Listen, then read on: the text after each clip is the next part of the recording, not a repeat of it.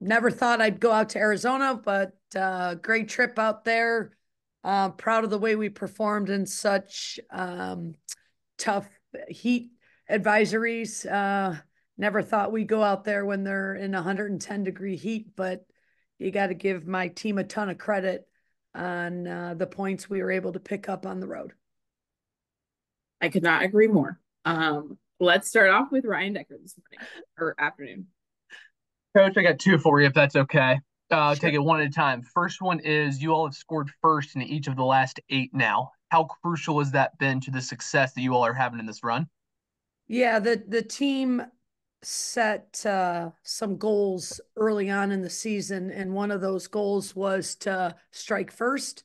Didn't necessarily mean scoring, but was definitely be as threatening as we can from the beginning. Take the first shot, make sure our duels are favorable in West Virginia's column. So proud of the way we've performed, and obviously, anytime you can get up early in a game of soccer, that definitely sets the tone.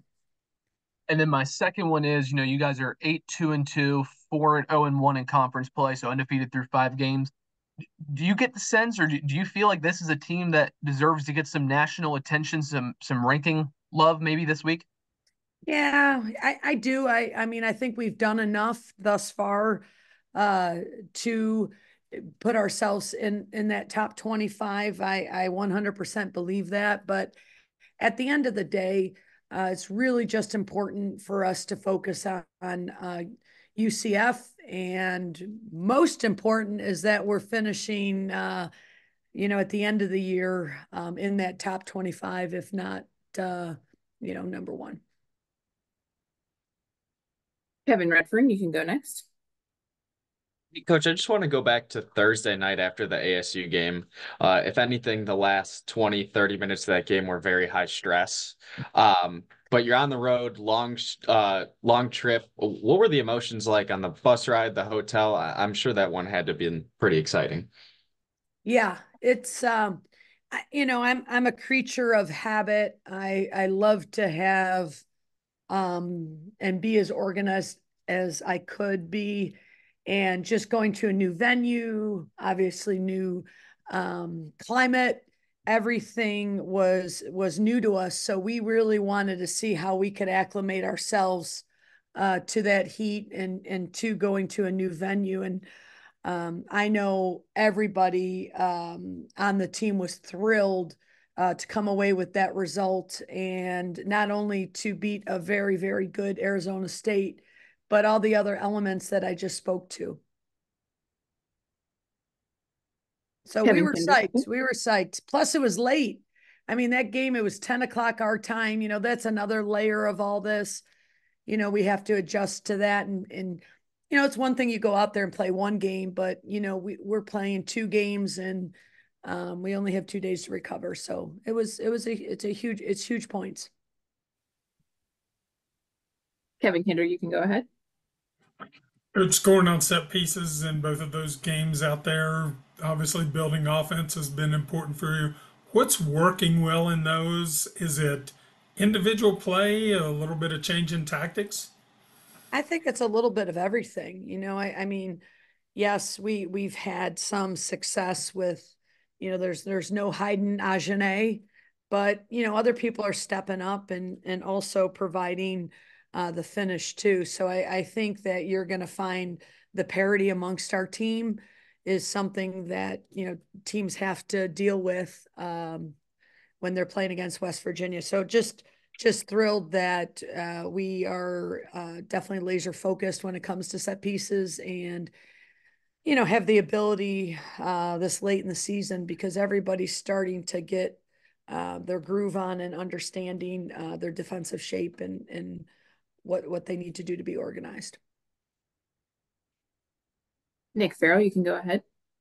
Coach, on the subject of scoring off corner kicks, which you guys have done quite regularly, twofold. One is, how important is it to win the first ball off those corner kicks? And then second is, you guys have had some opportunities where the opposition has won the ball, tried to clear it out, and then the scoring chances come after that. How do you coach your guys to continue to pressure in those types of situations? Is it about positioning pressure? What is it? Yeah, Lisa Stoya, our associate head coach, does a great job with set pieces. She's very detailed with it. You could see Lily McCarthy was another example of that on Sunday, where that second ball came out, and we just had the right numbers around the ball. So there's a lot of attention to detail that Lisa's doing, but also the players. So I think that combination has equaled a lot of success for us.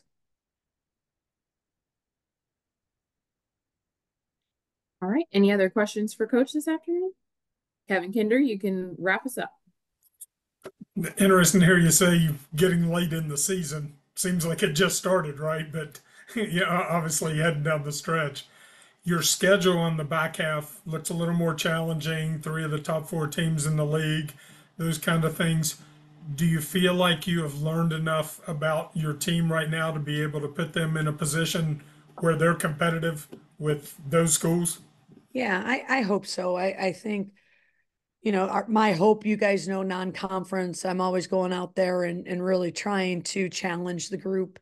And I think we had a lot of different looks from different opponents, non-conference, where, again, now as we're approaching in the later part of our conference season, it seems like you said some of the tougher opponents will be approaching.